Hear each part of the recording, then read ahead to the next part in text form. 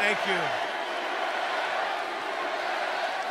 So we begin, Oklahoma, we begin. Thank you, Oklahoma.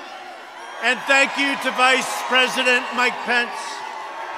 We begin our campaign.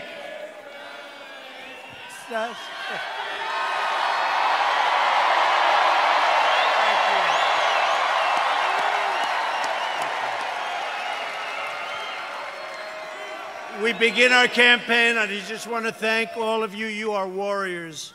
I've been watching the fake news for weeks now, and everything is negative. Don't go, don't come, don't do anything. Today it was like, I've never seen anything like it. I've never seen anything like it. You are warriors. Thank you. We had some very bad people outside. We had some very bad people outside. They were doing bad things. But I really do. I appreciate it. We have just a tremendous group of people in Oklahoma. And I hear from your two great senators and your governor that we're doing very well in Oklahoma. That's the word. That's the word. I stand before you today to declare the silent majority is stronger than ever before.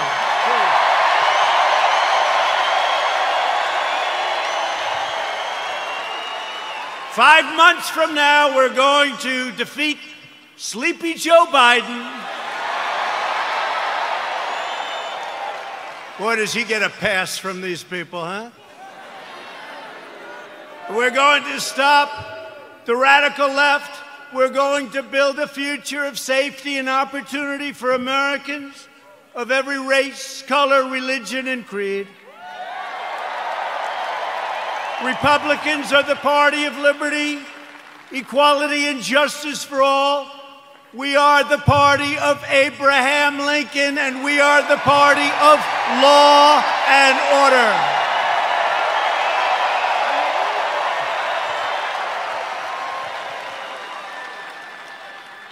Think of what we've done. We will have close to 300 federal judges appointed and approved by the end of my first time. That's an all-time record. That's an all-time record.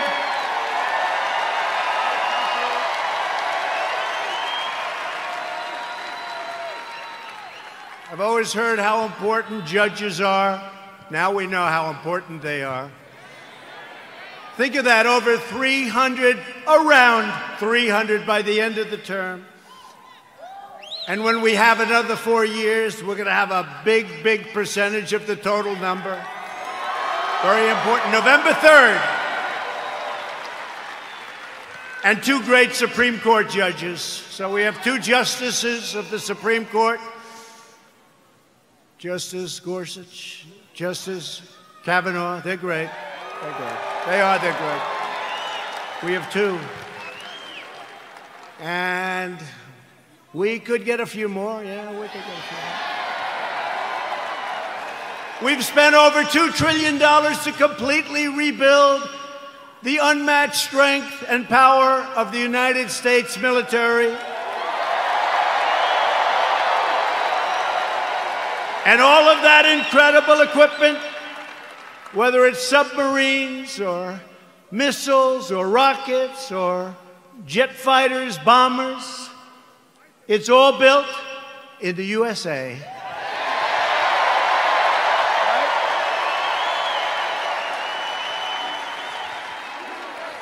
We passed VA choice. Thank you very much, Jim. Where's my senator? Jim Inhofe. You better vote for him. He's running. He's great.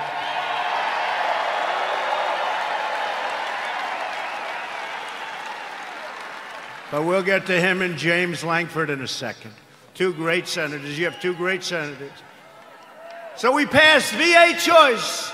So if you're a veteran, for years and years, they've wanted to do it for almost 50 years. We got it done. We get a lot of things done. And so if you're a veteran And you have to wait online for 1 week, 2 weeks, 3 weeks, 5 weeks, 7 weeks, 2 months. What happens is you go outside, you get a private doctor, you get fixed up, and they pay your bill. We take care of the bill. We take care of the bill, and you get immediate service. It's never happened before, and our approval rating at the VA is now 91%. That's how good it is. Never been anywhere near that number. Never been anywhere near that number. And VA accountability. We had a lot of bad people in the VA, people that didn't love our vets, people that were sadistic, people that stole, a lot of bad people. You couldn't get rid of them because they were, let's say it could be unions, it could be civil service, right? Let's just say. And so you couldn't get it done. That was another one. For decades and decades, they wanted to get it changed. And I got it done with those people and your congressman, too.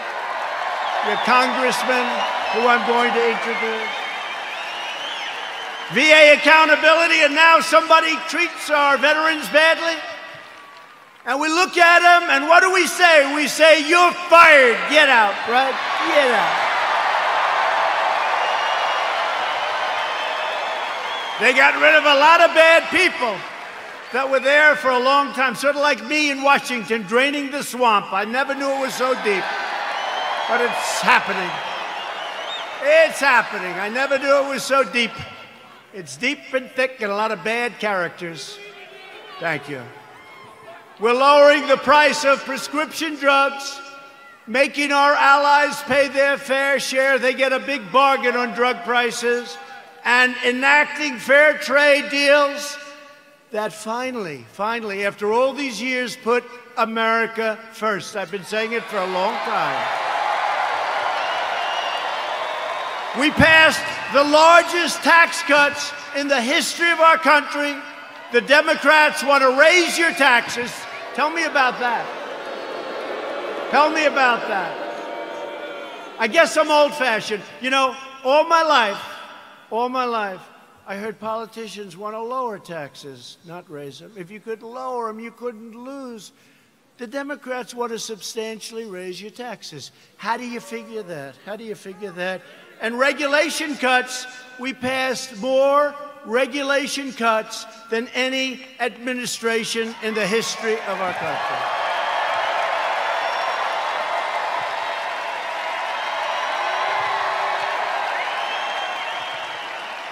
And with the help of our great energy workers, many of them come from the great state of Oklahoma. Do you ever notice that do you ever notice that Biden oftentimes gets the state wrong? He's in Iowa, and he says, it's good to be in Idaho. No, you're in Iowa. He's in New Hampshire, and he says, it's great to be in Ohio. No, you're in New Hampshire. That happens to him all the time. Hasn't happened to me yet. You know, when that happens, there's nothing you can do to make up for it. You might as well just walk off the stage because the speech is a disaster. Sure. Right? But we just turned the United States into the dominant energy superpower of the world,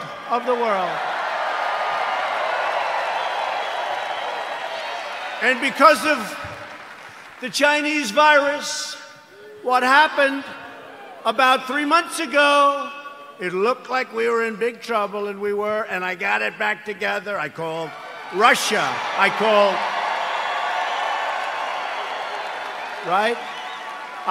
Russia. I called Saudi Arabia. And believe it or not, I called Mexico. Mexico was a little bit tough. That's called OPEC Plus. Did you ever hear of OPEC Plus? That's OPEC plus plus. And we got them to do the right thing, and we have our energy back to up almost $40 a barrel, meaning you have an energy business again. Almost $40 a barrel. couple of months ago, it was 0, and we were going to lose 10 million energy jobs, 10 million jobs. So Texas and Oklahoma and North Dakota and many other states would have been hurt. Now, you think you're going to be hurt there? You try putting AOC in charge of your energy.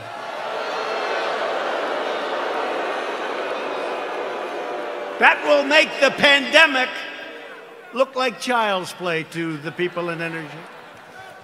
She has one problem, it's called petroleum. No president or administration has done more in the first 3.5 years than the Trump administration. Not even close. Nobody.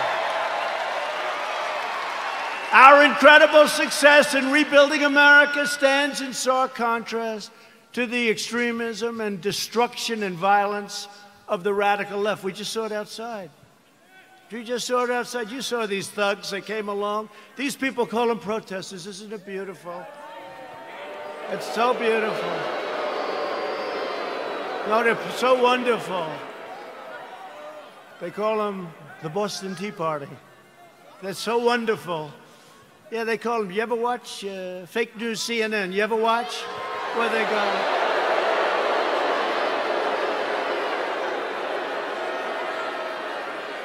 How about the CNN anchor? How about the CNN anchor? You know, did a little shave job in the head, which is fine. And he's standing in front of a building saying things are very peaceful here. And the building is, it looks like the biggest fire I've ever seen. The whole town is burning. It's like the biggest fire. And he said, things are very good here, Anderson. I think it's good. I think it's good. These are wonderful people, Anderson. You ever see that? Looked like the world was coming to an end. And you know, we did something in Minneapolis. After watching for 3 or 4 days, I called. I said, you got to get out. You can't protect yourselves. I got them to take 8,000 National Guardsmen. And in 1 hour, it all ended. And they rode through the next 3 weeks with no problem.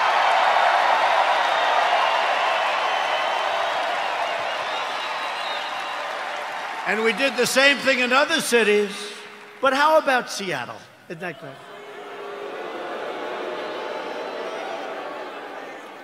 So they take over a big chunk of a city called Seattle. I mean, we're not talking about some little place. We're talking about Seattle. Have you ever been to Seattle? They took over a big chunk, and the governor, who's radical left, all of these places I talk about are Democrat. You know that. Every one of them. Every one of them. And I have an offer out. I said, anytime you want, we'll come in, we'll straighten it out in 1 hour or less. Now, I may be wrong, but it's probably better for us to just watch that disaster.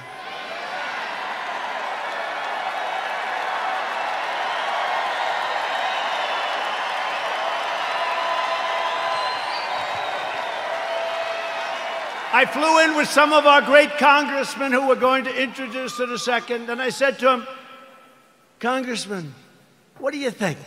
I can straighten it out fast. Should we just go in? No, sir. Let it simmer for a little while. Let people see what radical left Democrats will do to our country. Right? But Americans have watched left-wing radicals burn down buildings, loot businesses, destroy private property, injure hundreds of dedicated police officers. These police officers, they get injured. They don't complain. They're incredible. And injure thousands upon thousands of people only to hear the radical fake news say what a beautiful rally it was. And they never talk about COVID. They don't talk about when you see 25,000 people walking down Fifth Avenue or walking down a street of a Democrat-run city. You never hear them saying, they're not wearing their mask. You don't hear them saying, as they're breaking windows and running in And then when I say the looters, the anarchists, the agitators, they say, what a terrible thing for our president to say. What a terrible thing. But you don't hear them talking about COVID. COVID. To be specific, COVID-19. That name gets further and further away from China as opposed to calling it the Chinese virus.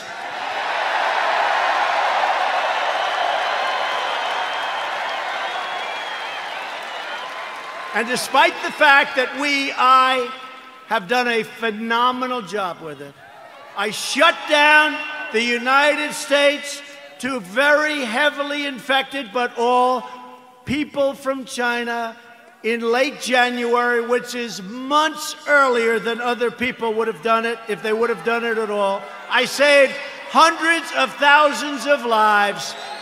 We don't ever get even a mention. Then I closed it down to Europe early. Closed it down because I saw what was happening. And by the way, most people said, don't do it. Don't do it. We saved hundreds of thousands of lives. And all we do is get hit on like we're terrible. And what we've done with the ventilators and with the medical equipment and with testing, you know, testing is a double-edged sword. We've tested now 25 million people. It's probably 20 million people more than anybody else. Germany's done a lot. South Korea's done a lot. They call me, they say, the job you're doing, here's the bad part. When you do testing to that extent, you're going to find more people, you're going to find more cases. So I said to my people, slow the testing down, please. They test and they test. We got tests that people don't know what's going on. We got tests. We got another one over here. The young man's 10 years old.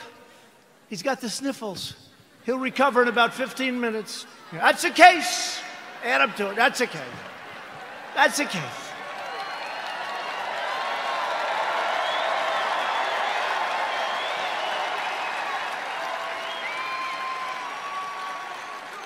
I was actually with a very nice man, very good man, even though he's very liberal, the governor of New Jersey, right? We know him? Now listen, he said to me something that's amazing.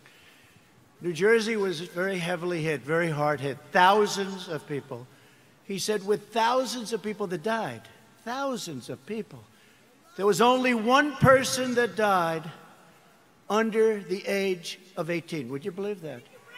Which tells me one thing, that kids are much stronger than us.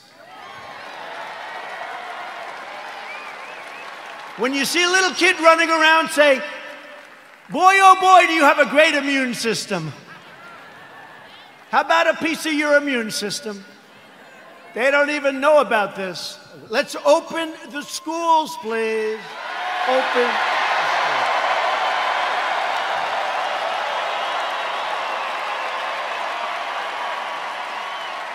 Open the schools. We got to get them open. In the fall, we got to get them open. The unhinged left-wing mob is trying to vandalize our history, desecrate our monuments, our beautiful monuments, tear down our statues, and punish, cancel, and persecute anyone who does not conform to their demands for absolute and total control. We're not conforming. That's why we're here, actually.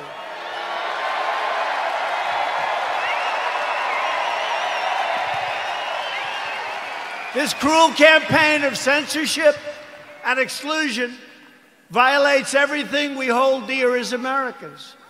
They want to demolish our heritage so they can impose their new oppressive regime in its place.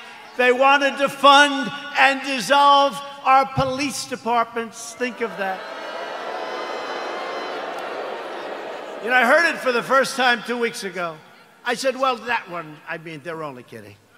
I said, they're not. Minneapolis, you see what's going on? They're not kidding. They got a lot of problems. They'll have a lot of problems. Hey, it's 1 o'clock in the morning.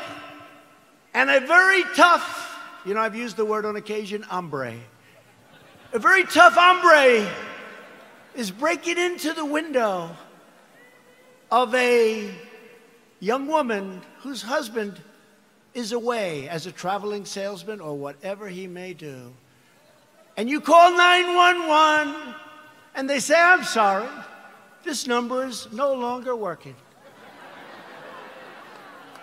By the way, you have many cases like that, many, whether it's a young woman, an old woman, a young man, or an old man, and you're sleeping. So what are you going to do, right? So they wanted to fund, they really do. This is a serious movement. And in Minneapolis, the council's already passed it. In Seattle, you see what's going on there. It's even worse, okay? These people are stone cold crazy. They're crazy. So if you want to save your heritage, you want to save that beautiful heritage of ours. We have a great heritage. We're a great country. You are so lucky I'm president. That's all I can tell you.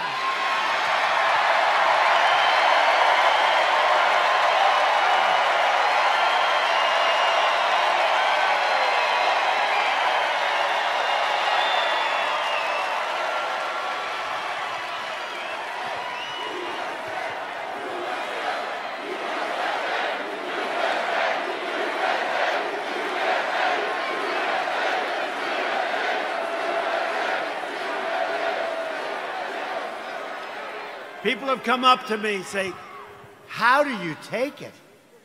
I say, do I have a choice? Do I have a choice? We deal with a lot of bad people, but we're winning. And every once in a while, I'll have one of these days where I'm hit left and right, like even this great event. What, if you could have seen outside, or if you could have heard the reports, oh, it's COVID, it's this, they've got... It's, by the way, it's a disease, without question, has more names than any disease in history. I can name Kung Flu. I can name 19 different versions of names. Many call it a virus, which it is. Many call it a flu. What difference? I think we have 19 or 20 versions of the name. But they say to me, where do you get the energy? I say, I don't have a choice. I don't have a choice. You know, it was interesting to show you how fake they are. You might have seen it. So last week they called me and they say, sir, West Point, we're ready. I said, oh, that's right. I have to make the commencement speech at West Point. You know, they delayed it for 6 weeks because of COVID. So they delayed it, and I went there. 1,106 cadets were graduated, and beautiful. Right? Beautiful cadets. So, this is just to show you how bad the fake news is. So, they say to me, sir, we're ready to go. I say, let's go. This is after saying hello to a lot of cadets, inspecting little areas of a building that was very exciting. Actually, it's beautiful, very old. Studied a lot of our great generals, some of our presidents that went there. West Point is beautiful, right on the Hudson River. But after an hour, general that runs it is a fantastic guy. After an hour, we land. We do some more inspections, and they say, sir, are you ready? Yes, I am. So we walk like the equivalent of about 3 blocks, which was fine. We go on stage, which is fine. They make speeches, then I make a speech that lasted a long time. I don't know, maybe 45 minutes, maybe longer. I don't know, but a long time. The sun is pouring down on me, okay?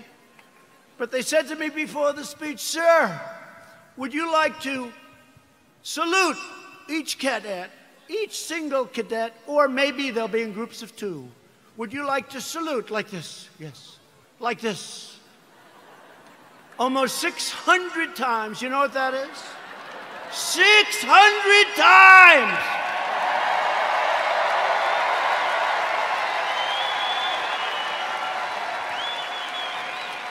Thank God they were in 2s. Because let me tell you, you do that 600 times, you go home and you say, it's like a workout without a weight, right? 600 times. So I did that. Then the incredible helicopters, brand new, gorgeous helicopters, the Apaches and the other new ones that we just bought. So they fly over. And the kids throw the hats in the air. It's beautiful, it really is. And it was a beautiful day. And we're all finished. I was on the stage for hours. Hours! Sun. I came home, I had a nice tan. Meaning I had a nice sunburn. Oh, the sun's going right like that. But I make the speech, right? I salute for probably an hour and a half, maybe more, but around that. Watch, if I'm off by 2 minutes, I'll say, he exaggerated. It was only an hour and 25 minutes. He exaggerated, he lied, he's a liar. These people are sick, the fake news.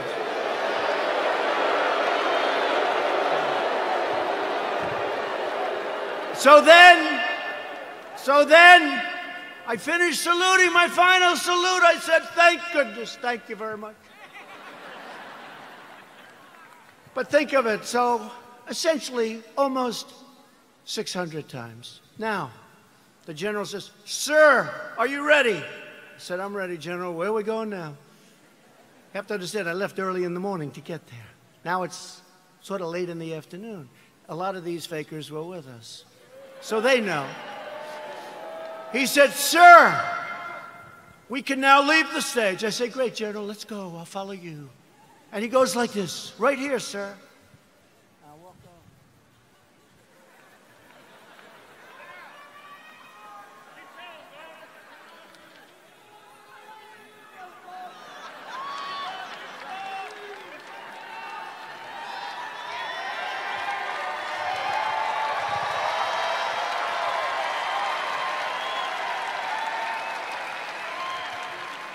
And the stage was higher than this one. And the ramp was probably 10 yards long. I say, General! Now you gotta understand, I have the whole Corps of Cadets looking at me. And I want them to love their president. I did this big thing. I love them, I love them. They're incredible, and they do.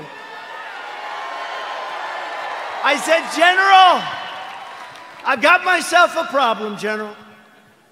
Because I'm wearing leather bottom shoes, which is good if you're walking on flat surfaces. It's not good for ramps. And if I fall down, look at all those press back there, look at that.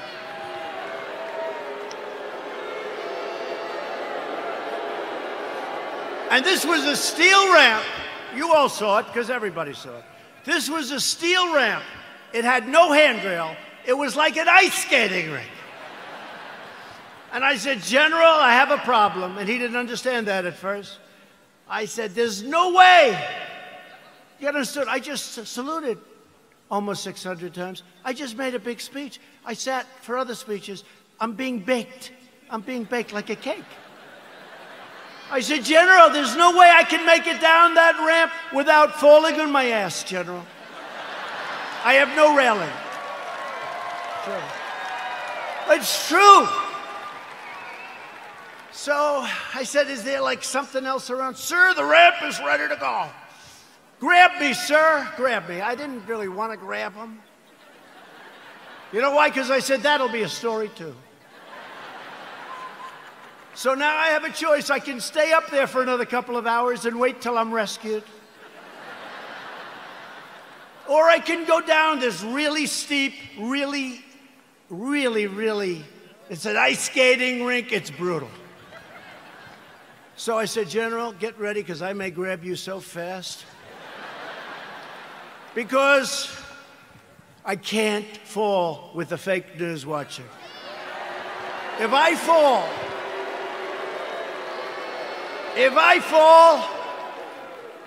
I remember when President Ford fell out of the plane, you remember?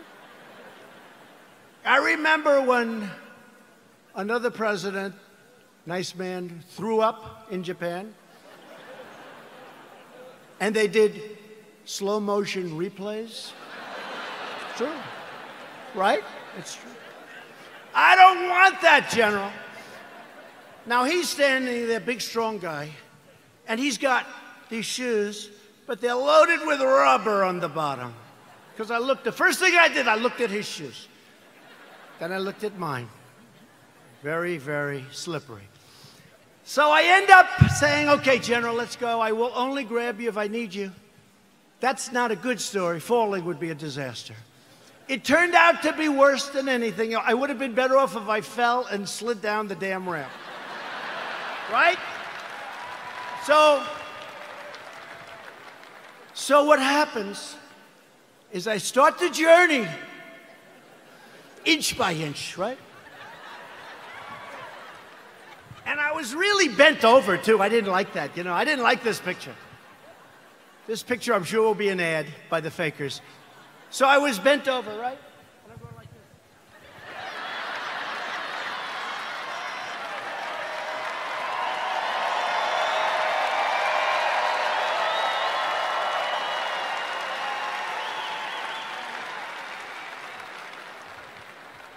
And then we finally reached almost the end.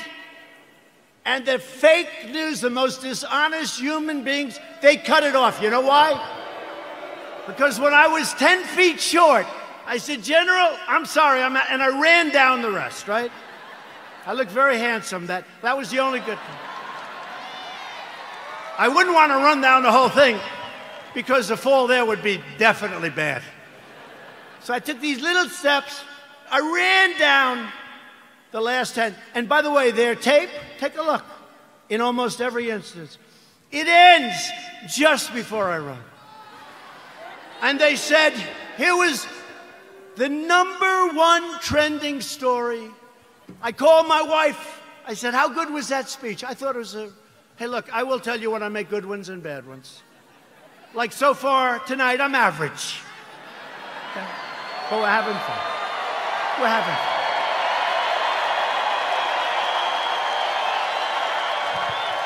So far tonight. But I called my wife and I said, how good was it, darling? She said, you're trending #1. I said to our great First Lady, I said, let me ask you a question. Was it that good, the speech, that I'm trending #1? Because I felt it was really good. No, they don't even mention the speech. They mentioned the fact that you may have Parkinson's disease. It's true. It's true. It's true.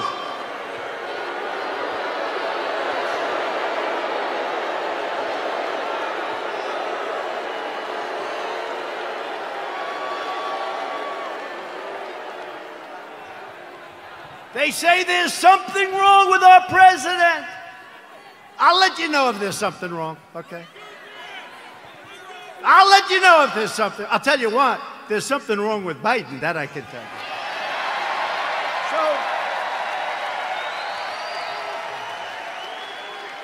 So then my wife said, well, it wasn't only the ramp. Did you have water? I said, yeah. I was speaking for a long time. I didn't want to drink it, but I wanted to wet my lips a little bit. You know, you're working hard up there with the sun pouring down on you. I love this location. The sun's like this. This way they save on lighting, right? That's why they did it probably. So what happens is I said, what does it have to do with water? They said, you couldn't lift your hand up to your mouth with water. I said, I just saluted 600 times like this. And this was before I saluted. So what's the problem? She said, well, I know what you did. You had on a very good red tie. That's sort of expensive. It's silk because they look better. They have a better sheen to them. And I don't want to get water on the tie. And I don't want to drink much. So I lifted up the water. I see we have a little glass of water. Where the hell did this water come from? Right? Where did it come from? And I looked down on my tie, because I've done it.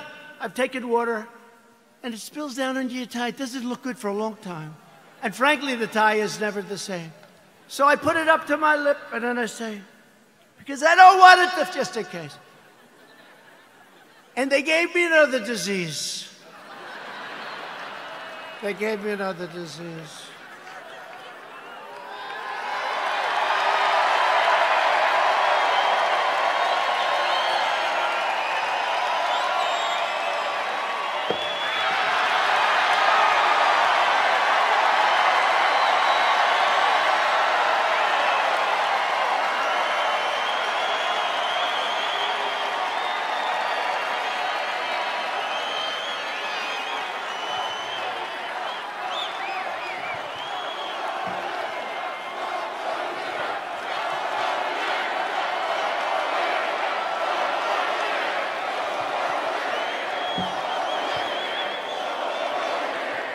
Anyway, that's a long story, but here's the story.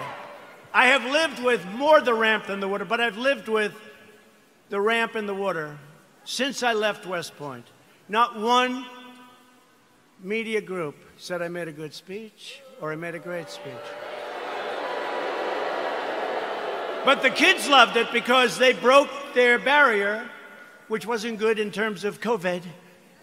But they broke their barrier and they wanted to shake hands. They wanted to, and I don't want to tell anybody, but there were a couple of kids they put at the end. I actually shook their hand, okay? I actually shook it. Because they were excited. They were excited. They're with their president. They were excited. The most beautiful young people, men, women, the most beautiful young people you've ever seen. So think of how you feel, you me. I go there. How did I do? Sir, that was a great speech. You know, all my people, sir, that was one of your best. That was great.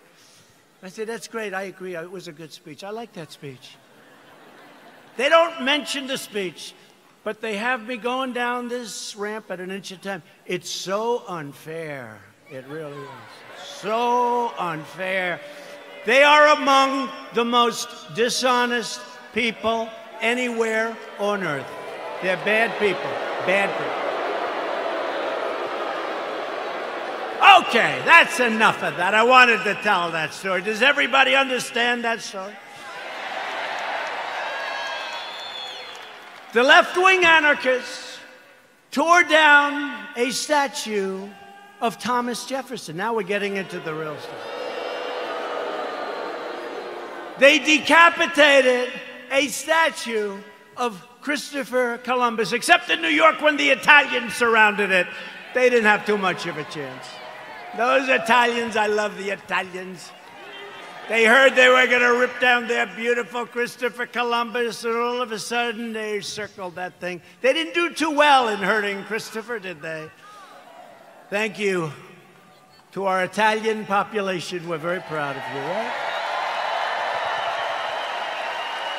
2 days ago, leftist radicals in Portland, Oregon, ripped down a statue of George Washington and wrapped it in an American flag and set the American flag on fire. Democrat, all Democrat. Everything I tell you is Democrat.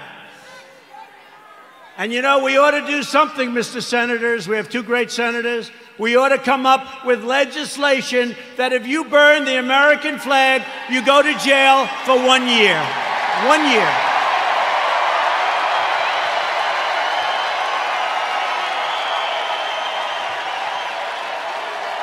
Jim and James. Jim and James. We ought to do it. You know, they talk about freedom of speech, and I'm a big believer in freedom of speech, but that's desecration. That's a terrible thing they do. We used to have things. We don't have them anymore because we want to be so open, so everything, and look what happens. We should have legislation that if somebody wants to burn the American flag and stomp on it, but just burn it, they go to jail for 1 year, okay? In Seattle, the Democrat mayor and the Democrat city council have surrendered control of 6 city blocks to an anarchist map. These are anarchists. These are not protesters. You listen to the fake news, they say, oh, the protesters were lovely. Could you imagine if people just even slightly to the right tried to take over Seattle? They'd have machine guns out to get them. But these people can take over the city. Look at what they've done to business people that have spent years and years building their business, and now they're wiped out, taken away. Governor Inslee ought to get his act together, get in there. I'll help you. I'll do whatever you want. I'm waiting for a call. I would love to do it. I would love to do it. It'll take less than an hour, and it'll all be over with, and you'll have your city back.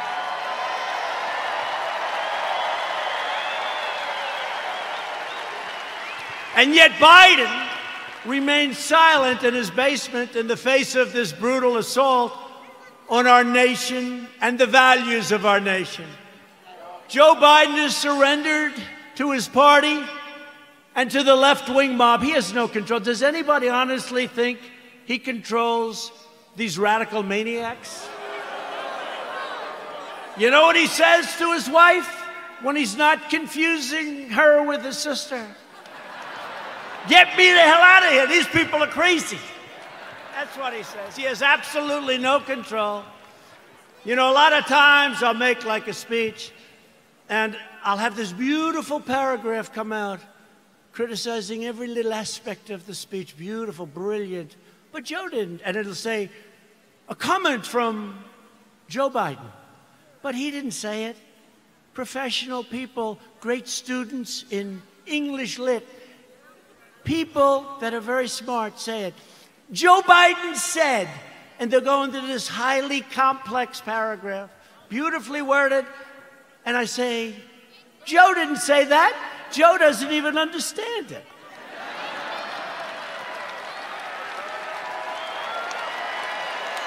And if Biden is elected, he will surrender your country to these mobsters 100%. Your 401ks, by the way, look at how we're doing in the stock market. Just set another record with NASDAQ. Your 401ks and money itself will be worthless. Your 401ks are doing very well, unless, I don't want to say, if you were stupid, I said, don't sell, don't sell. It went down, but we got it back up. And now NASDAQ, think of it, NASDAQ just set a record. And I think you're going to see a lot of records. And next year, if we don't do anything stupid on November 3rd, you are going to have the greatest economic year we've ever had. That'll be next year. If the Democrats gain power, then the rioters will be in charge, and no one will be safe, and no one will have control. Joe Biden is not the leader of his party.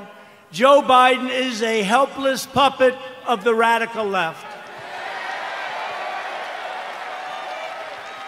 And he's not radical left. I don't think he knows what he is anymore. But he was never radical left. But he's controlled by the radical left. And now he's really controlled. His campaign staff even donated a lot of money to bail out rioters, looters, and arsonists who ravaged Minneapolis. They bailed them out. They put up a lot of money to bail them out, the rioters, the looters. And they were the arsonists. So they'll say, oh, it's terrible what he says about the people of our nation. Maybe some of them aren't even from our nation. The left is trying to do everything they can to stop us. Every hour of every day, including even violence and mayhem, they'll do anything they can to stop us. Look what happened tonight. Look at what happened tonight. Law enforcement said, sir, they can't be outside, it's too dangerous. We had a bunch of maniacs come and sort of attack our city. The mayor and the governor did a great job, but they were very violent people.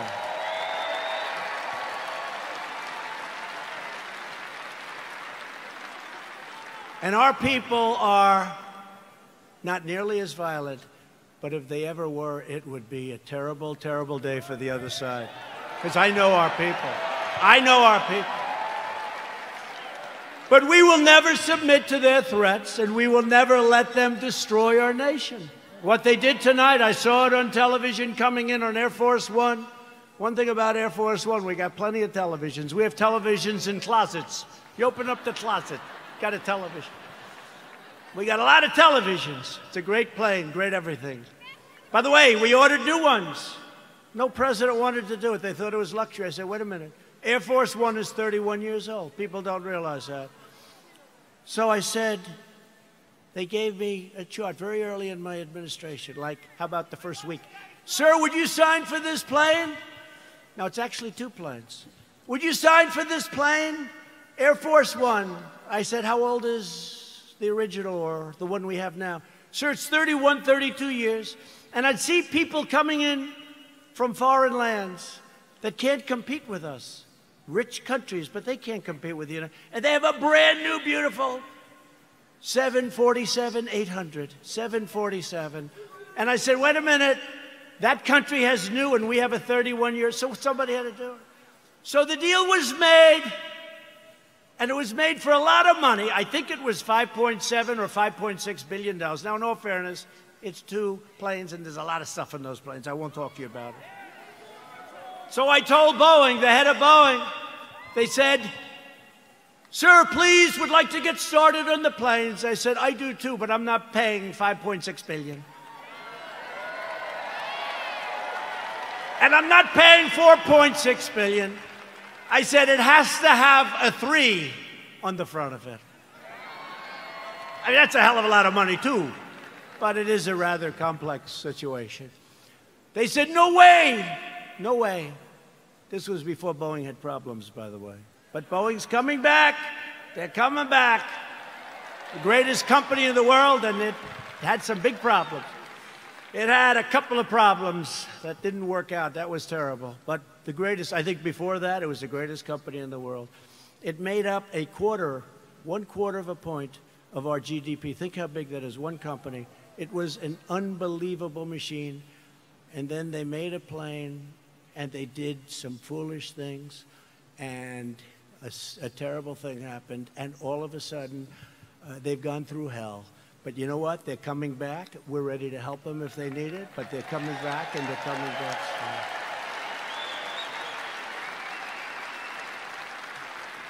But this was the Boeing before that, and they were riding high, and like I was before this thing came in. But we're still riding high because you know what? On November 3rd, we're going to win. We're going to win.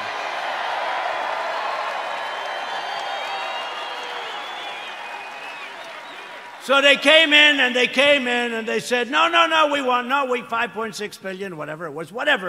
If I'm a little bit off, they'll go crazy, you know. Whatever, but it was a lot. 5.6 billion, nope, gotta have a 3. Gotta have a 3, call me up, nope, cancel the contract. I said, cancel the contract, I want to cancel. I said, General, can you cancel the contract? He said, yes, sir, I'm very proud of it. Oh, good, cancel it. Okay, sir, by the way, to cancel it, do you have to pay anything? Yes, sir. We have a cancellation fee, sir. How much is it, General? $250 million, sir. I said, what? Sir, we made a good deal. $250 million to cancel. You mean if we don't buy the plane, we have to hand them $250 million? That's not good, right? Look at these two guys, they're looking. By the way, that's like a good story compared to some I could tell you, like with aircraft carriers.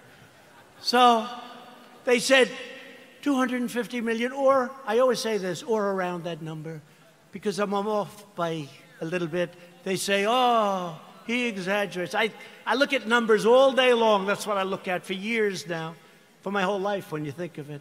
$250 million cancellation fee, sir. He was very proud of himself. What a great day. I say, General, don't cancel. Don't cancel. Just tell him I don't want the planes. Don't put anything in writing. Don't put it in writing, General. Why, sir? Because I don't want to pay $250. True. Do you hear that, Jim? Jim Inhofe, he's great. You hear that, Jim? You know that story. He does a great job. So here's what happened, the bottom line. Boeing says, no way, no way, no way. The next week they say, no way we're doing it. The next week they said, how about $5 billion? I said, no way, no way. The next week they said, 4.8. I said, nope, it's got to have a 3 on the front of it. Don't you understand, you dumb son of a bitch? Don't you understand?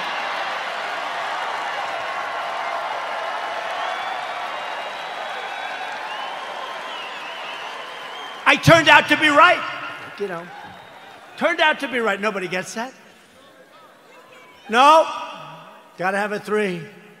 Next day, they come back, 4.5 is our best offer. Nope, I'm not doing it. I'm not doing it. Come back when you're ready. A month goes by, another month, they never heard about it. They never heard from me. They thought I was serious. I was. And they came back at $4 billion. That's a lot of money. But I saved like $1.6 billion or $1.7 billion. Nobody wants to talk about it. Nobody wants to talk about it. When I get foreign nations to pay us billions and billions of dollars. Nobody wants to talk about that.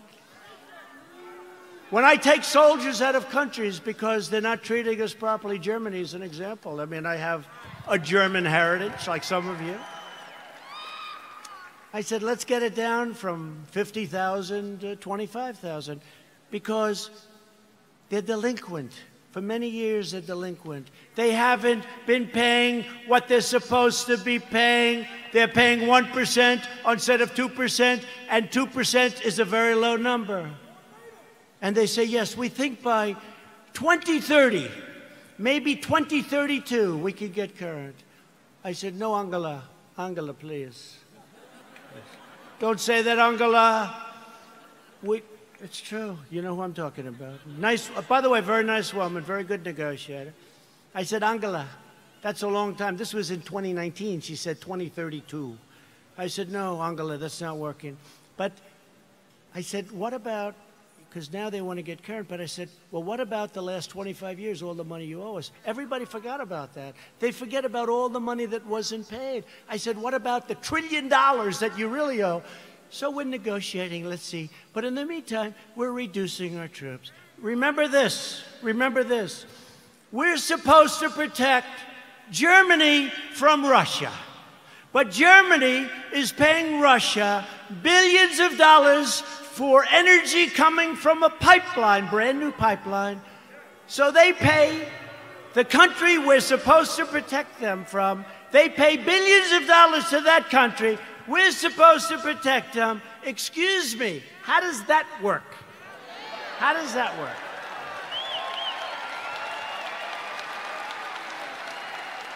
And the great thing is with Jim Inhofe and with James Langford, likewise, when they just said they love you, James. When they hear it, they get it. A lot of people don't get it. They get it. We cannot continue to be ripped off. We're ripped off by so many countries, and we're stopping it. And that means that a lot of people don't want me here. They don't want me here. There are a lot of people that don't want me here. You know, they don't sell a lot of bombs when we're not dropping bombs on people. You know that, right? It's called the military-industrial complex. When rioting and looting broke out in our nation's capital, I very quickly deployed the National Guard. I said, get them in. After watching for an evening or two, we stopped the violence and restored peace and order to the streets. And last night, they had a little breakout again. They ripped down a statue that was 110 years old, beautiful piece of art, in front of the police precinct with our radical left mayor watching on television. We're not happy. That's going to be very expensive for D.C. They're always looking for money. We need more money. We always need more money. And then they don't do the proper job. So it's not going to be good for Mayor Bowser. Mayor Bowser. They were heading over to the Jefferson Memorial recently. And they wanted to do damage to our great, beautiful Jefferson Memorial. Not going to happen. Don't worry about it. We have it surrounded with very strong people. The choice in 220 is very simple. Do you want to bow before the left-wing mob?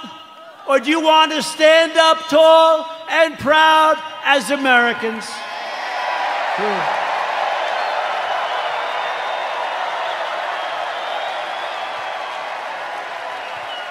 And explain this to the NFL. I like the NFL. I like Roger Goodell, but I didn't like what he said a week ago. I said, where did that come from in the middle of the summer? Nobody's even asking. We will never kneel to our national anthem or our great American flag. We will stand proud and we will stand tall.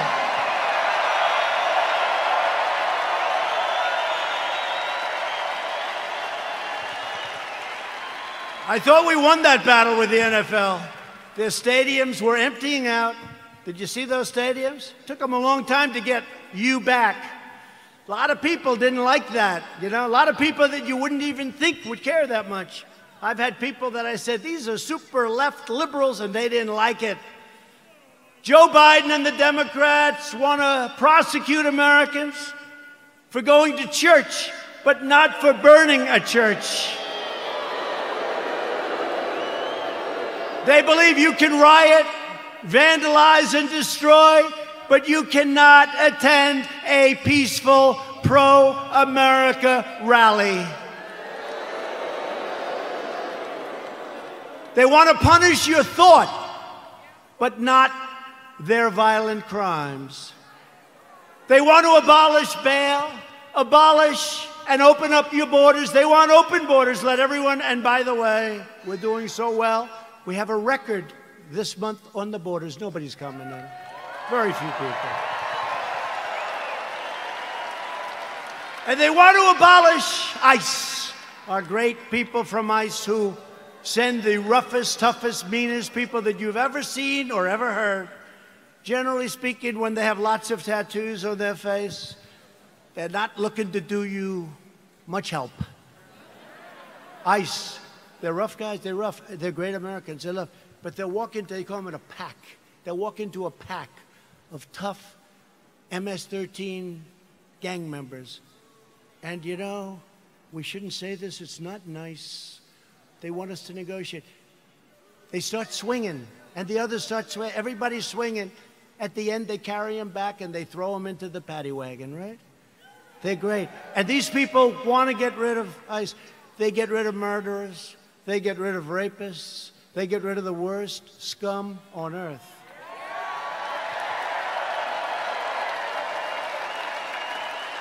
And when I called them animals, I said they're animals, and Nancy Pelosi, they cut up a young woman. They cut up a young woman, and her friend cut him up with a knife because it was more painful, dead. Cut him up with a knife because it's more painful, takes longer than shooting a gun.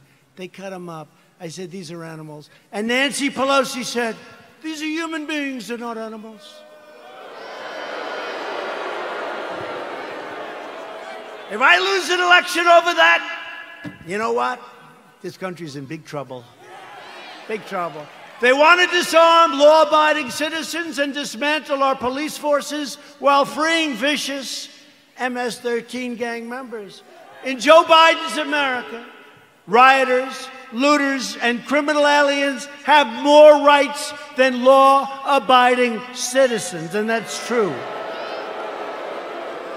In my administration, we defend American citizens, and we deport MS-13 members. Or put them in jail if we have to. The chaos you're seeing in our Democratic-run cities, these are all run by the Democrats, is what will happen in every city and community in America, and much, much worse if we don't keep them out. We have to do this. We have to go to the polls on November 3rd, and the rest, you know what to do. You know what to do. Got to keep the White House. Joe Biden's record can be summed up as 4 decades of betrayal, calamity, and failure. He never did anything. He was a senator, he was a vice president, he was before that something. Guy, you know what's great? President Trump was tough on this, or he was tough. They complained. Never did anything about it. He's been there for 43 years or 47 years. He never did anything about it. Biden supported every globalist attack on the American worker. Let's make every country in the world rich but ourselves, including NAFTA, the disaster of NAFTA. He wanted to go, and TPP would have ruined our automobile industry. Korea, I renegotiated the deal. I took a horrible deal. That was a Hillary Clinton special. That was a Hillary Clinton special. She said, we have to make this deal with South Korea. It's going to mean 250,000 jobs. And she was right. For South Korea, 250,000 jobs. And China's entry into the World Trade Organization was supported by Sleepy Joe Biden. That was one of the worst deals economically in the history of our country. When China joined the World Trade Organization, they were flatlined for decades. They became like a rocket ship. He voted for the war in Iraq. He voted for mass amnesty for illegal aliens. He supports sanctuary cities, and now Biden wants to end immigration enforcement and he wants to require you to provide free health care for millions and millions of illegal aliens, okay? When I took early and decisive action to ban travel from China and protect Americans from the virus, and as I said, Joe Biden opposed my decision and called it hysteria, xenophobia. He doesn't know what the word means, xenophobia, and fear-mongering. And then he apologized a month later. He said he was wrong, but he didn't say it, and they didn't cover it. They didn't cover it. On one of the single most important policy decisions of our lifetime, Joe Biden sided with China over America. That's closing the border. He thought it was a terrible thing. Remember, this was in January. That's early, real early, the end of January. He thought it was a terrible thing when we closed the border to many people that were badly infected with COVID. When the chips are down, Biden will always cave to the radical left. He'll always bow to the angry mob, and he will never protect you or your family, and you know that. Joe Biden will always let you down. That's been his history. At my direction early this year, the heroes of the U.S. military took out the world's top terrorist, the savage killer and leader of ISIS, al-Baghdadi, and the #1 terrorist anywhere in the world, Qasem Soleimani. We took him out.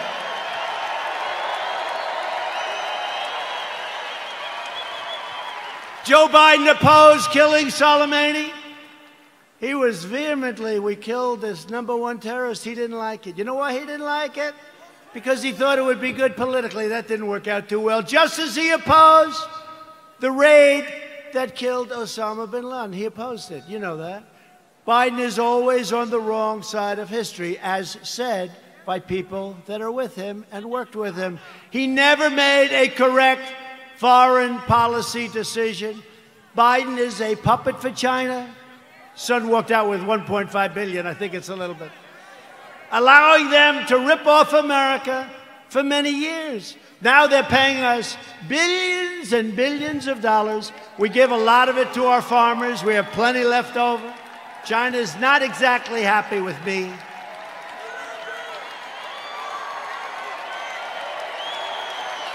Billions. They pay us billions and billions of dollars, and they targeted our great farmers. And I took the money that they targeted. I took that money, and I gave it to the farmers, so they were even. So they're okay. Are you okay? Come. Doctor, please. Doctor.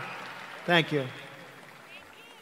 These people, I mean, some of the people are waiting for 5 days, especially in this location, right?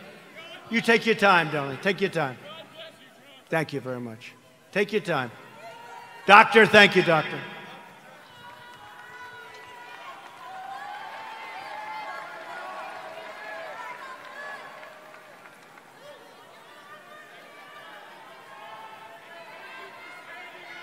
Thank you.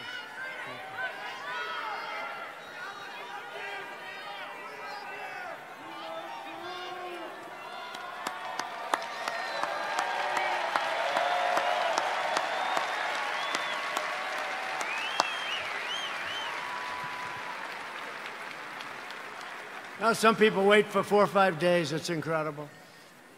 He never did anything against China, Joe Biden. And that's why they desperately want him to win. They want him to win so badly. Iran wants him to win so badly. Let me tell you, I'm going to make a very fast deal, the best deal you've ever seen. I've already made one with China, but I can make even more. They want me to lose because they will own the United States if I lose. Iran. President Obama gave them $150 billion for nothing.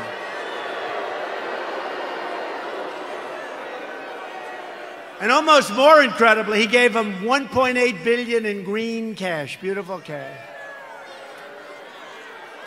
And now they're not doing so well, are they? They're not doing so well. Someday we're going to get credit for this, someday. But they are waiting. Iran wants to make a deal so badly. But they're told by Kerry and all these other, they shouldn't, the Logan Act. But they're told by Kerry and all these people, wait, because if Trump loses, you'll own America. You're going to own it. They'll say you own it. So I don't mind. I told them, we can wait. But when I win, you're going to pay a much higher price than if you made a deal now. It's true. True. I told them that.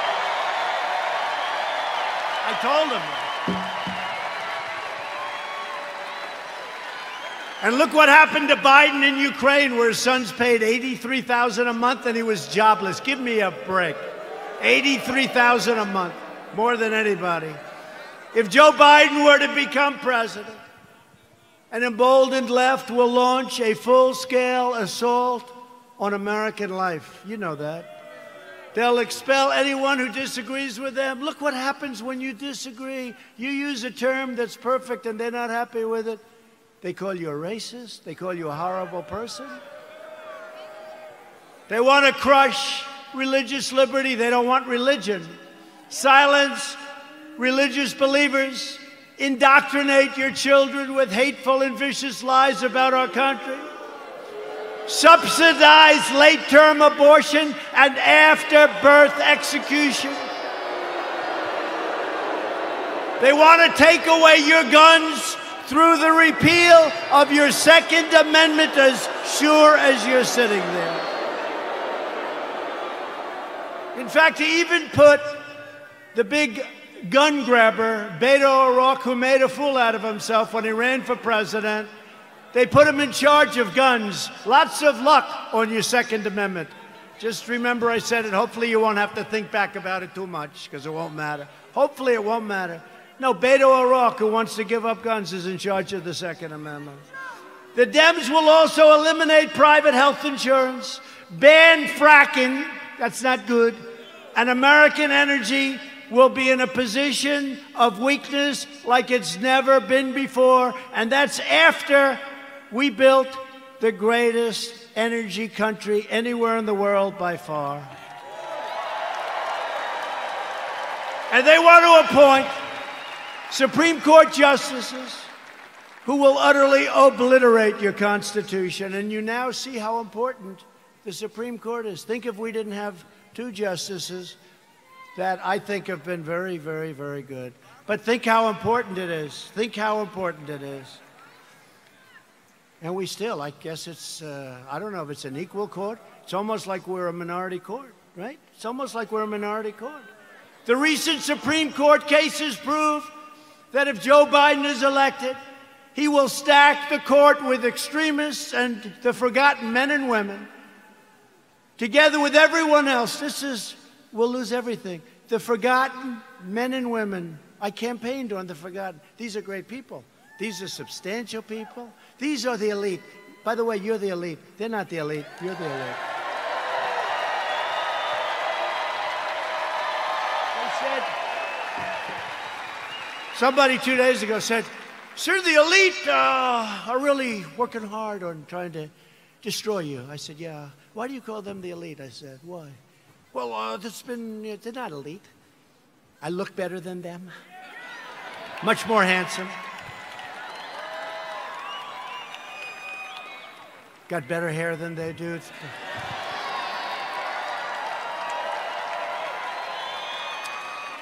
I got nicer properties. I got nicer houses. I got nicer apartments. I got nicer everything. I ran for politics once, just once in my life, and I became president of the United States. Once.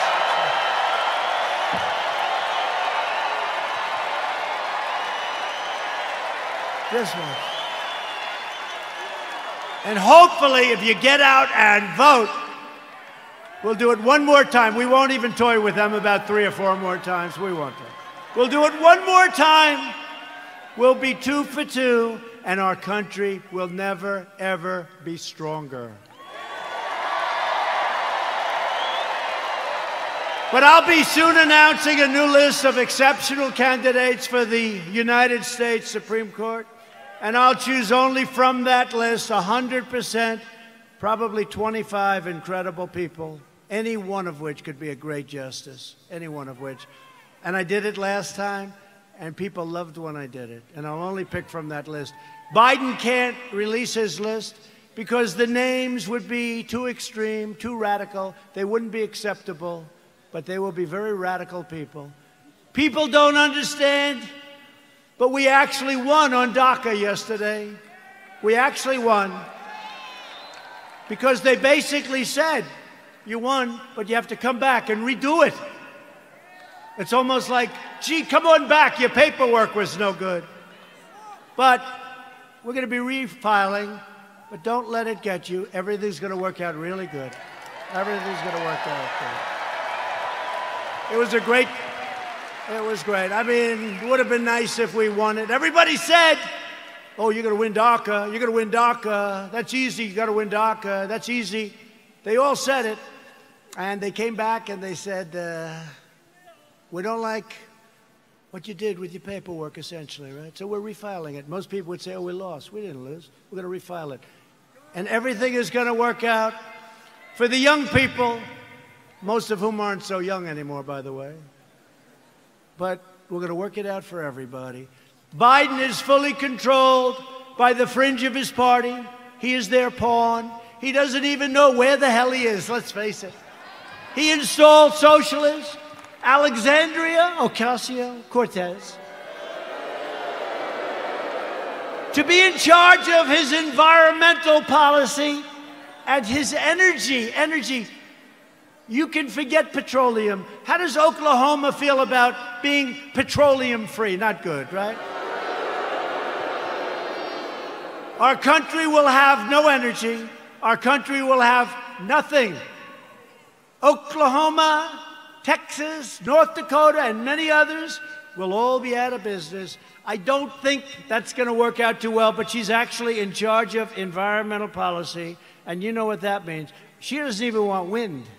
She doesn't want those bird-killing machines that go round and round. You want to see a lot of birds that are dead? Go under a windmill sometime. She wants us to go back to the Stone Ages because she's got no sense, no credentials.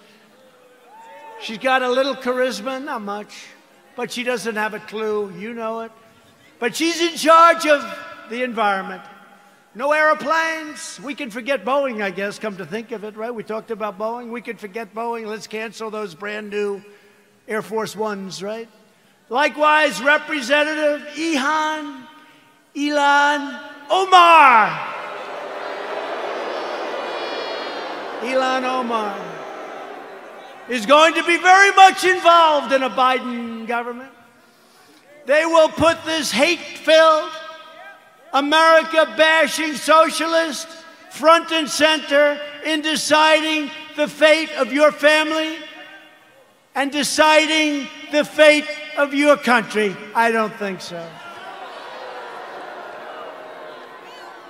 She would like to make the government of our country just like the country from where she came, Somalia. No government, no safety, no police, no nothing, just anarchy.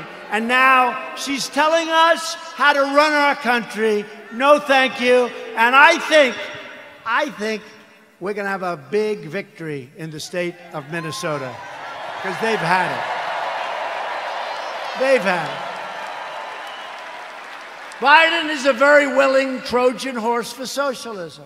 When Biden first ran for president over 33 years ago, remember I used to call him 1% Joe. He never got more than 1%. Until Obama took him off the trash heap. But he blatantly copied the speech of a British politician, even ripping off the man's personal biography and family history and claiming it was his own. He forgot to say he was born in America. Joe Biden is a shameless hypocrite. Since 2003, He has delivered fawning eulogies to the funeral and at those funerals of 3 leading supporters of segregation, including a former member of the KKK. And yet Biden is now smearing as racist tens of millions of people like yourselves, decent, hardworking Americans who he's never met, and he frankly probably doesn't want to meet. America should not take lectures on racial justice from Joe Biden, Sleepy Joe.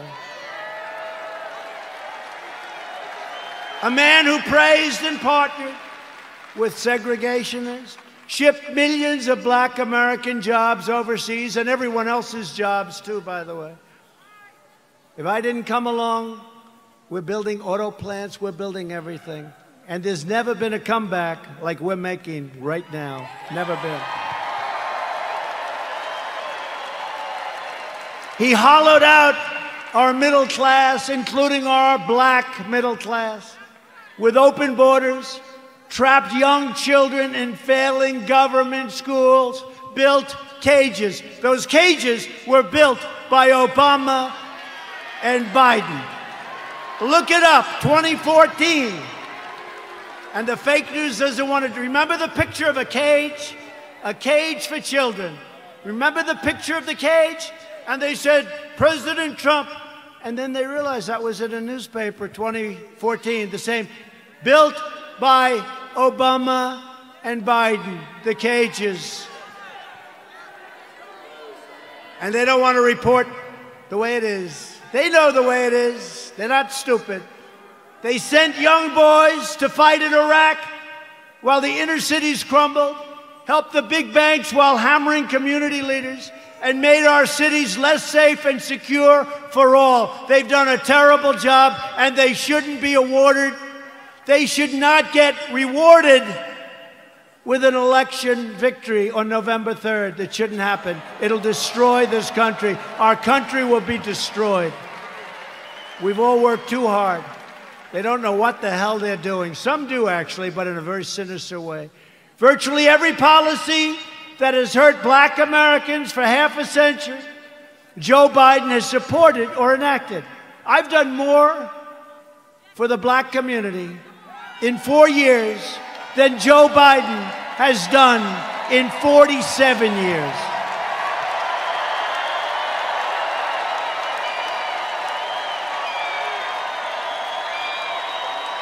Racial justice begins with Joe Biden's retirement from public life. We are joined tonight by many outstanding Republican leaders. These are great people. We have 2 of our most distinguished, hardworking, wonderful friends, senators. They do a great job. Senator Jim Inhofe and James Lankford, please stand up.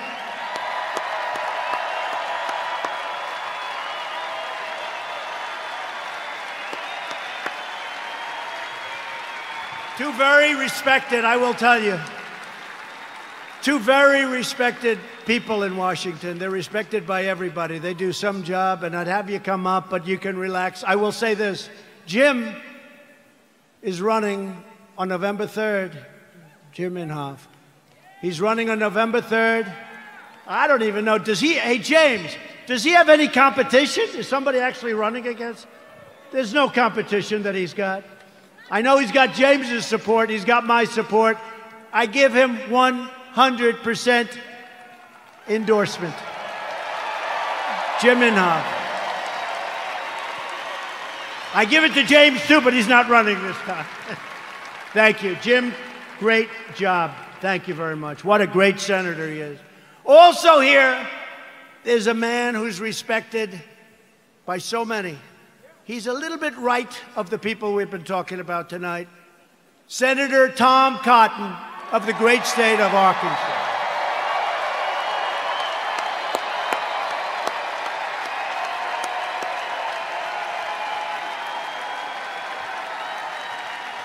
Thank you, Tom. They like you people. Thank you, Tom. Great job you're doing. We're glad to be joined as well by a man that I've gotten to know. He's done an incredible job with COVID and with everything else he touches. Governor Kevin Stitt.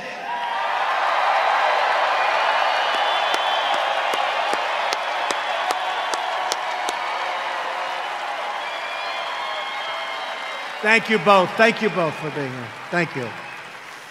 Lieutenant Governor Matt Pinnell. Thanks, Matt. Thanks, Matt. And Representatives Frank Lucas, Tom Cole, he's been here for a little while, he's done an incredible job.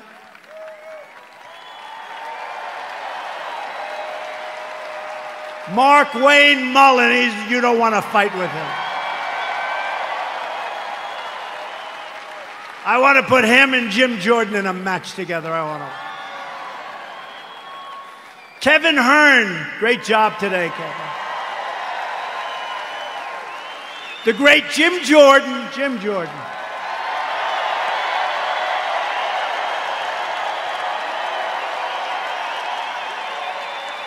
Elise Stefanak.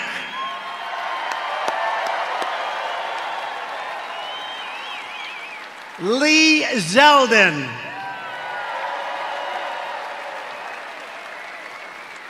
Tom Emmer. Tom, thank you. These are warriors, folks. These are great warriors.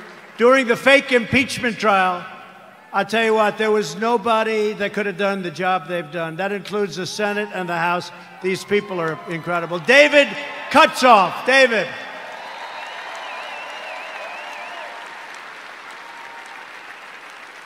A great friend of mine, Debbie Lesko, Arizona. Great job, Debbie. Great job. And a man who's got very good genes, Greg Pence.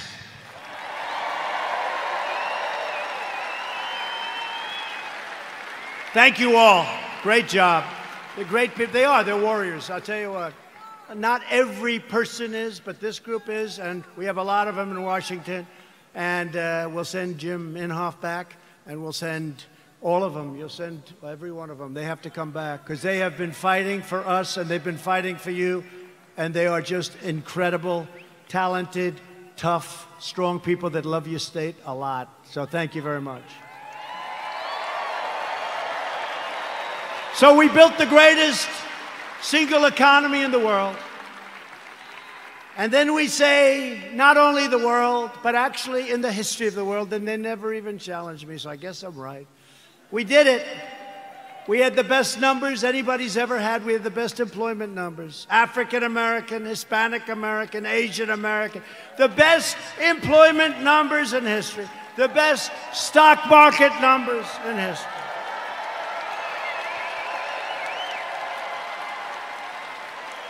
We were the envy of the world. Everybody would come in to see me.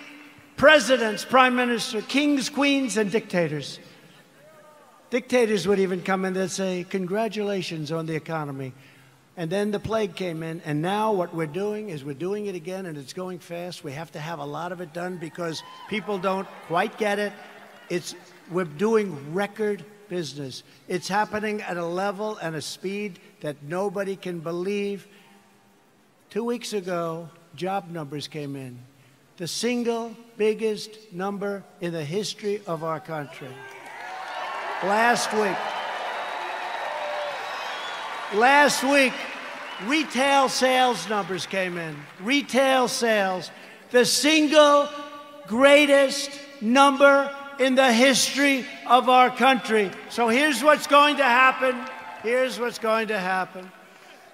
They blame a president for anything. When you see looters, even though we put them down, if we didn't stop them, nobody would, because the other side will never stop them. But they always blame a president. Here's what's happening. We're going up, we're going up, we're going up, we're going to go up. Then we're going to hit October. We're going to be up. We're going to be way up. We're not going to be where we were, but in many ways, other than all of the horrible, horrible death that was so needlessly caused by a virus that should have been stopped where it originated, which was China.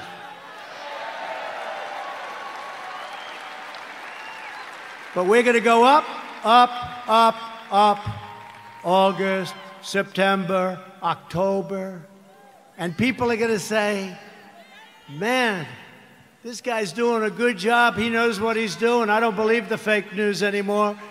And you're not going to want to lose your 401ks, and you're not going to want to lose all of that wealth that you've accumulated, whether it's real estate wealth or any wealth you can think, because it'll all come tumbling down if these people are put in charge, and if they double and triple and quadruple your taxes. It'll be a whole different ballgame.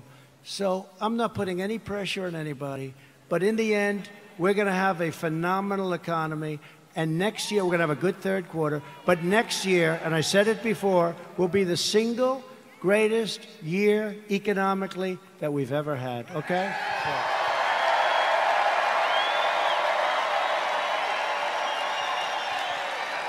And if you see that happening, if you see it happening on November 3rd, you don't have the guts to vote against Trump.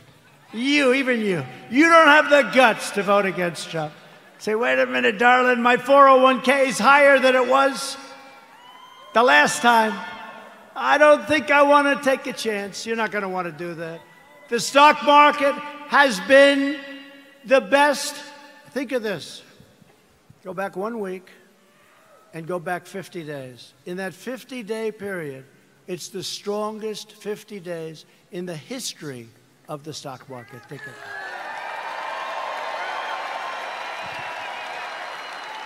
And your wife or your husband says, darling, I love you so much. You are such a great investor. And all you did is just keep the same crap you had the first time, right? Darling, I love you so much. You've always been a loser. You've always lost money. But now under President Trump, you're one of the greatest financial minds in our country.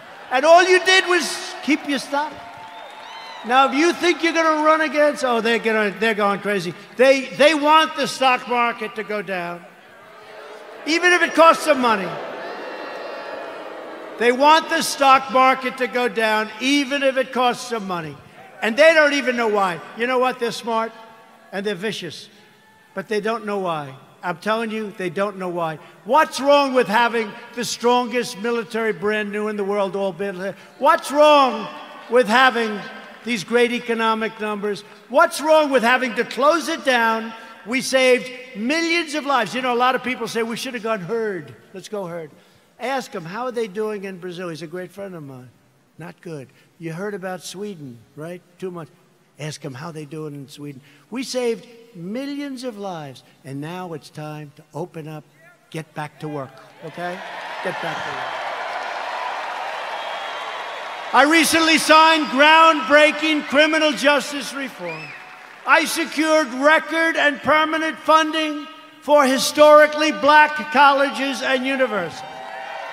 We slashed regulations and passed massive tax cuts to give black workers a pay raise like they've never, ever gotten before, and lift up black-owned businesses. And I worked closely with a great senator also, friend of theirs, Senator Tim Scott, South Carolina, to create opportunity zones, which are doing incredibly.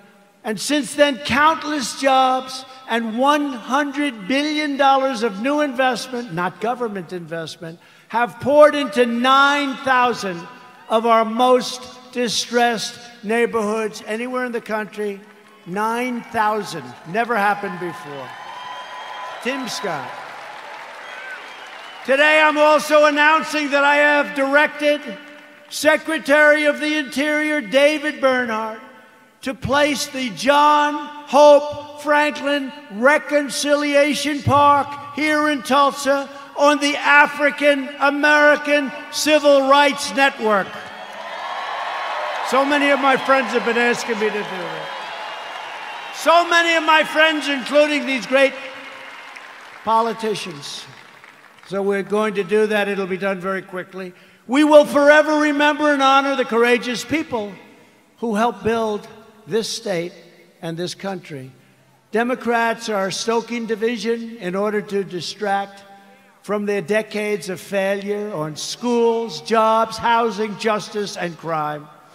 In major city public schools run by Democrats, over 2/3 of students are falling behind in reading and math, and I think the numbers are worse than that.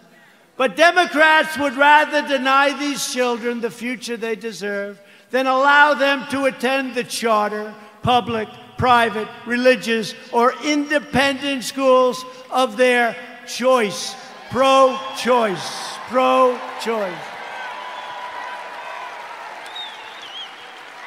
Pro-choice for schools.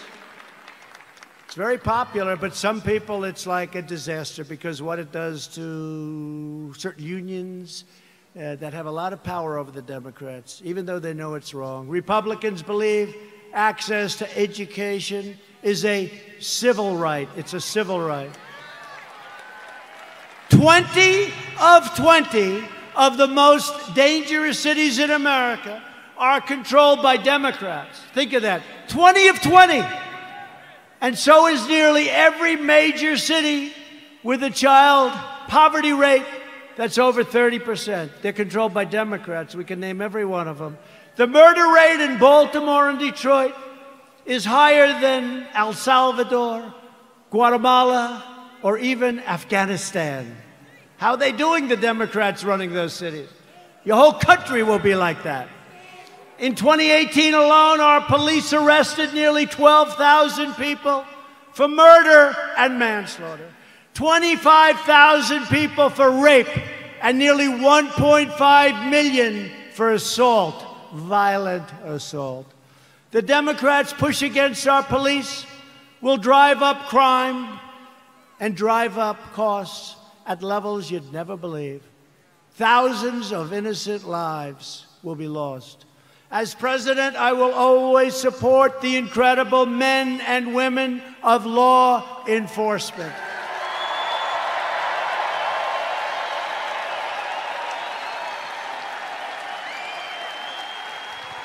A vote for Republicans is a vote for better schools, better jobs, safer families, and stronger communities for all Americans.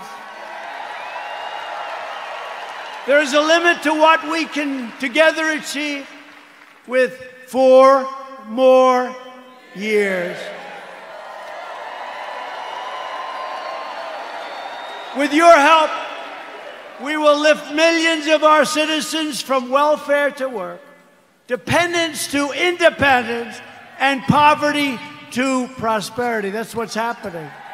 That's what's happening. And that was happening at a level that nobody ever thought they'd see. It was happening before this COVID came in. It was happening at a level that nobody believed possible. And then China sent us the plague. Thank you very much. We will protect Medicare and Social Security for our great seniors, and will always protect patients with pre-existing conditions, always, always. We will appoint more judges to interpret the Constitution as written. We will end deadly sanctuary cities. We will finish the wall, which has now 212 miles built and beautiful. 212 miles, that's a lot of miles. And let me tell you, you think that was an easy one? That was a tough one. That party was totally unified against building the wall. You know, in the end, they gave up. You know what happened? They realized it was a bad issue for them because these open borders, I love when they fight for open borders, because anybody that wants an open border coming in from rough areas, there's something wrong with those people. So did you notice in the end, it was like, just leave us alone, build your wall, just leave us alone. I said, thank you very much.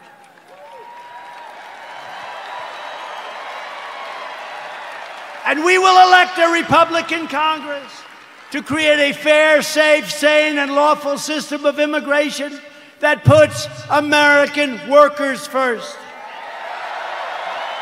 We will revitalize our cities, and we will build gleaming new roads, bridges, tunnels, and airports all across our land.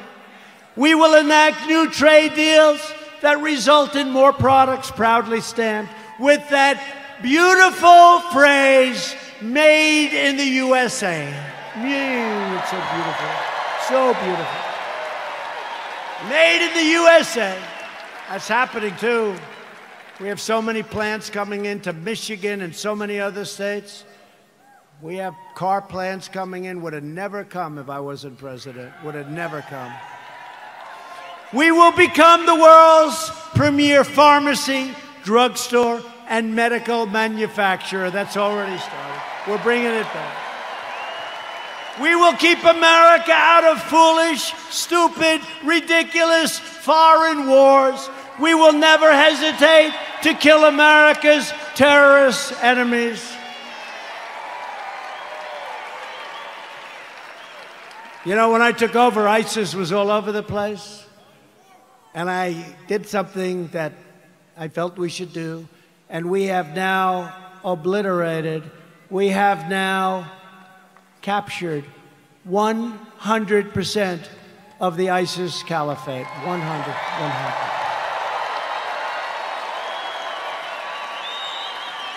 And like our depleted military when I took over, like our empty shelves medically when I took over, like all of the things that when I took over, it was a mess. We have done a job. You had to see what ISIS was doing. They were getting bigger, bigger, bigger, bigger, bigger. I came in smaller, smaller, smaller. Sir, we've just taken 100%. We will launch a new age of American ambition in space, and the United States will be the first nation to land on Mars. Good program.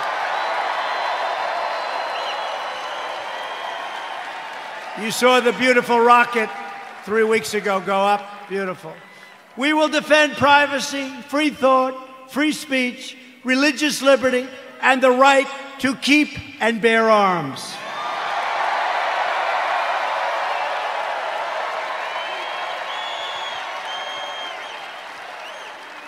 And when you see those lunatics all over the streets, it's damn nice to have arms.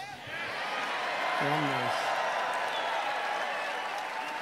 Interesting how all of a sudden people understand it, right? You couldn't sell it. Now people understand it. The right to keep and bear arms will protect your Second Amendment.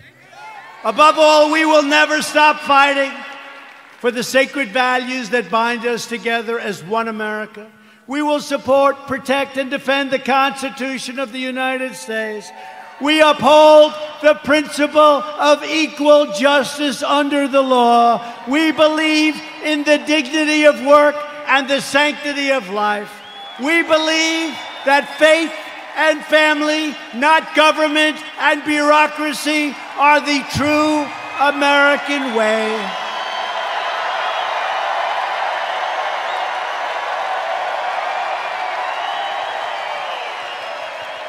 We believe that children should be taught to love our country, honor our history, and always salute our great American flag.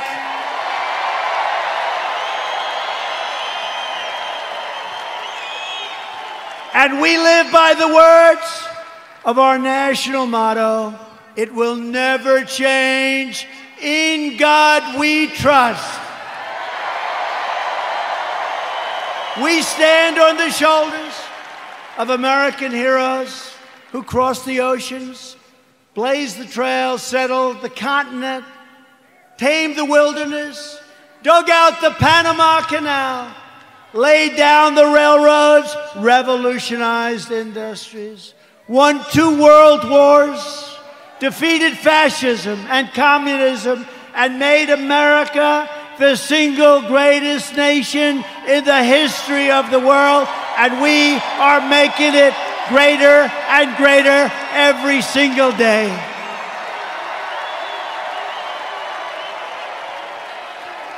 Proud citizens like you help build this country, and together we are taking back our country. We are returning the power to you, the American people.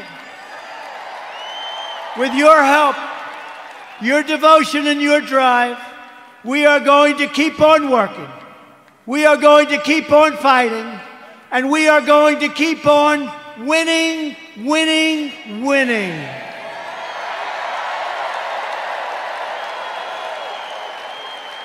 We are one movement, one people, one family, and one glorious nation under God.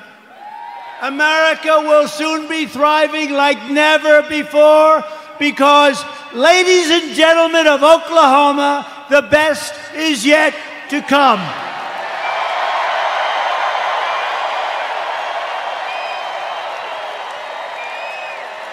Together we will make America wealthy again. We will make America strong again.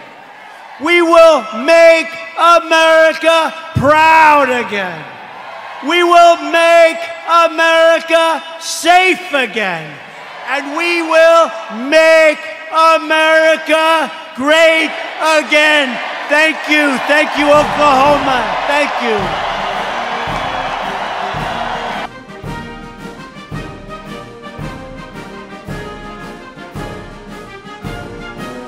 All right, folks, thank you so much for joining us and choosing us as your stream of choice. If you're new to the channel, we encourage you to subscribe and click that notification bell.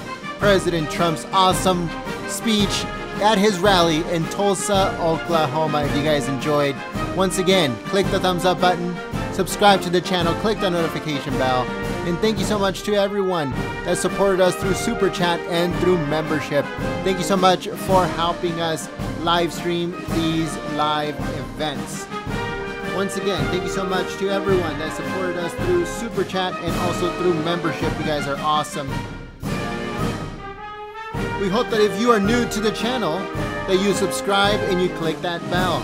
Hopefully YouTube notifies you for future live streams, but if you would like to get notified by us instead of YouTube, then all you have to do is send a text message with the word Trump Live to the number 555-888. Once again, if you would like to get notified by us instead of YouTube for future live streams, then we encourage you to send a text message with the word Trump Live to the number 555-888. So text the word Trump Live to the number 555-888. We'd like to give a big thank you to Q Tetra X, also to Red Pilled Mama 2882, and Brian Levy.